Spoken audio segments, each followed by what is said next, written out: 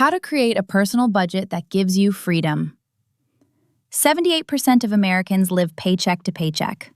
Not people in poverty, not people without jobs, people with incomes, with careers, with full-time salaries, and zero financial breathing room. The crazy part? Most of them think a budget would make things worse, like having a budget means restriction, deprivation, saying no to everything fun.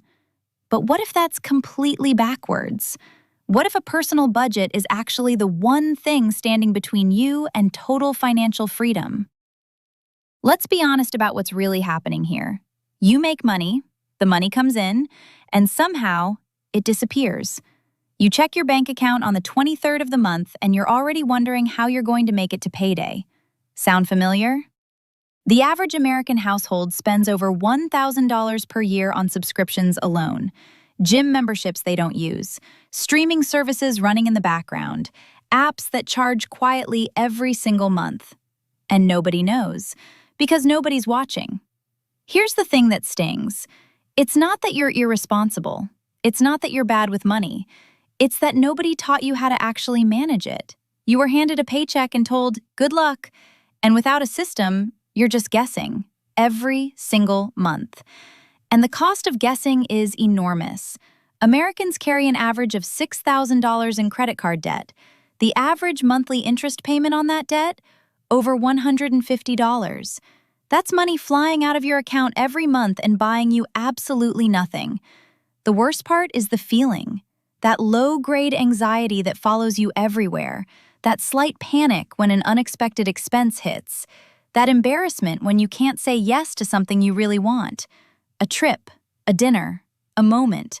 That's what a broken financial system does to your life. But here's the good news. You can fix this. Not in years, not with a finance degree, with a system. A personal budget that's built around your life, your goals, and yes, your freedom. Let's build it right now. Point 1. Understand what a budget actually is. Most people picture a budget as a punishment, a list of things you're not allowed to do. That's the wrong mental model entirely. Think of your personal budget as a personal financial plan. It's not a cage, it's a map. It tells your money where to go before it decides on its own. And trust me, money left unsupervised always finds somewhere to go. Here's a simple way to reframe it. A budget is you telling your money what to do instead of wondering where it went. That's the shift, from reactive to intentional.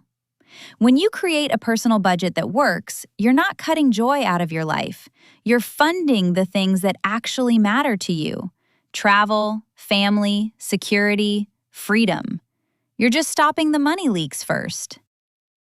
Point 2. Know your real numbers. You can't build a budget template on assumptions. You need real numbers. And most people are genuinely shocked when they see them. Here's your first exercise. Pull up your last 3 bank statements. Not 1, 3. This matters because spending varies by month. December looks different than June. You want an average. Add up every dollar that came in. That's your actual take-home income. Not your salary, not your gross pay. What actually hits your account after taxes. Then, add up every dollar that went out. Rent, utilities, groceries, gas, restaurants, subscriptions, everything. Now here's what most people don't know. Most people underestimate their spending by 30%. 30. That means if you think you spend $2,000 a month on variable expenses, you're probably spending closer to $2,600. That gap is where financial plans fall apart. When you build your personal finance spreadsheet or budget template, use real numbers. Not what you wish you spent, what you actually spent. Point 3. The 50-30-20 rule and when to break it. You've probably heard of the 50-30-20 rule. 50% of your income to needs, 30% to wants, 20% to savings and debt payoff. It's a solid starting point. Let's walk through a real example. Say your take-home income is $4,000 per month. That's roughly a $60,000 salary after taxes. Pretty average for a lot of American households. 50%, $2,000, goes to needs. rent or mortgage, groceries, utilities, transportation, health insurance. 30%, $1,200, goes to wants, eating out, entertainment, shopping, subscriptions, hobbies. 20%, $800, goes to savings and debt, emergency fund, retirement, paying down that credit card. Now, here's where most budget guides stop. But here's what most people don't know. If you live in a high cost of living city like New York or San Francisco, your needs might be 65 or 70% of your income. And that's okay. The framework bends to your reality. You might adjust to a 70-20-10 split temporarily. The goal is the same. The percentages adapt. The point isn't to follow a rule perfectly. The point is to have a plan. Point 4. Automate the important stuff first. This is the single most powerful thing you can do after you create your ultimate personal budget. Automate it. Pay yourself first. Before the money has a chance to disappear into randomness, send it where it belongs automatically. Set up an automatic transfer to savings the day after your paycheck hits, even if it's just $50, even if it's $200. The amount matters less right now than the habit. If your employer offers a 401k with a match, contribute enough to capture the full match. That's free money. 100% instant return on that investment.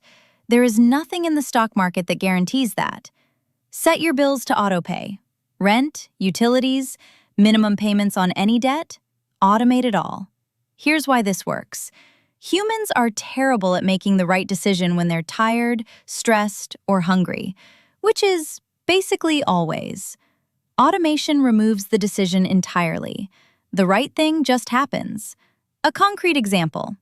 Let's say you set up a $200 automatic transfer to a high-yield savings account every 2 weeks. That's $5,200 saved by the end of the year. With a 5% yield in today's environment, you're earning over $200 in interest just for letting it sit there. Point 5. Build your budget template around categories that fit your life. Here's where most generic budget advice goes wrong. It gives you someone else's category system, and you try to squeeze your life into it, and it never quite fits. When you create your ultimate personal budget, you get to choose your categories. Start with the big, fixed ones: housing, transportation, insurance. These don't change much month to month. They're your foundation. Then, build your variable categories: groceries, dining out, entertainment, personal care. These are where you have the most control and where most people overspend. Then add your savings categories: emergency fund, vacation fund, car replacement fund, down payment fund. These are goals dressed up as categories. Here's the key move. Give every dollar a name before the month starts. This is called zero-based budgeting. Your income minus your assigned expenses equals zero. Not because you spent everything, but because every dollar has a designated purpose. If you want to create a personal budget in Excel or build a personal finance spreadsheet, this is the model to follow. Create columns for your budgeted amount and your actual amount. Review the difference at the end of each month. Adjust the next month. That's the whole system. Most people overcomplicate this. A simple spreadsheet with clear categories is more powerful than any fancy app that you'll stop checking after 2 weeks. Point 6. The sinking fund strategy nobody talks about. Here's where financial freedom really starts to feel real.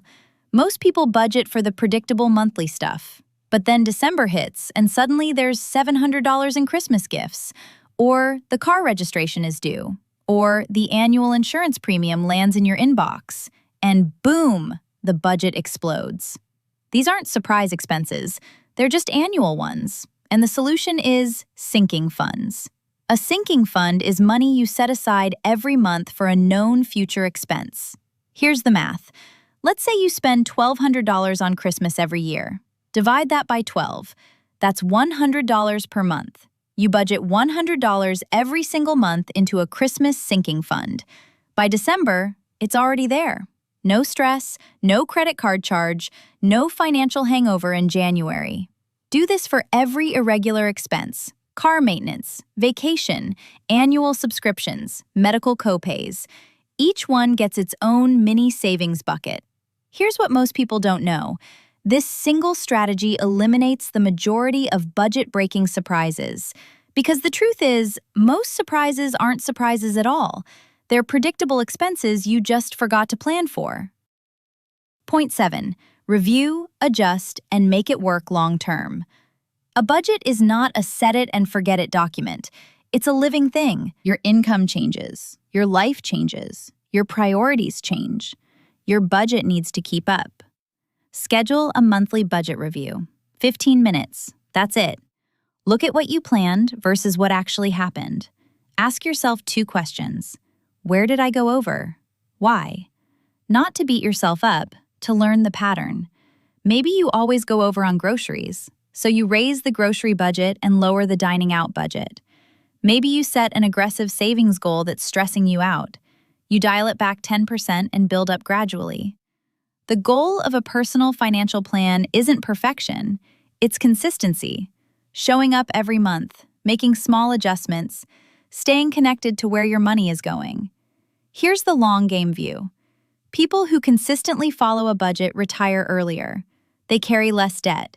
They report lower financial anxiety. A study from the National Financial Educators Council found that poor financial literacy costs the average American over $1,500 per year. That's money you could keep just by knowing your own numbers. A budget gives you that knowledge, and knowledge gives you choices. And choices, that's what freedom actually is. You now have everything you need to build a personal budget that works for your real life. Not a punishment, not a restriction. A system that funds your goals and eliminates the financial anxiety that's been quietly draining your energy. Start this week. Pull those bank statements, run the real numbers, build your categories, automate the savings, set up those sinking funds, review it once a month. If this helped you see money differently, subscribe right now because we break down personal finance in ways that actually make sense for real American life. And if you want to take this further, watch the video on building a 6-month emergency fund from scratch.